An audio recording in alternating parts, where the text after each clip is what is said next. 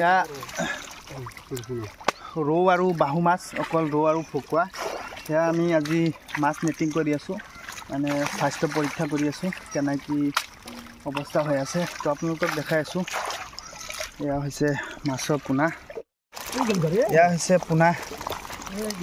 এয়া হৈছে বাহুৰ সাইজ ভকুৱা এয়া আৰু এয়া হৈছে ৰৌৰ পোনাৰ সাইজ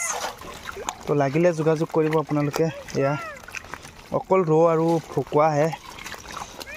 20% ভকুৱা হ'ব আৰু 80% ৰৌ হ'ব এয়া চাওক আৰু এনেকৈ আমি নেটিং কৰি আছোঁ তো লাগিলে যোগাযোগ কৰিব পাৰে এয়া হৈছে পোনাৰ সাইজ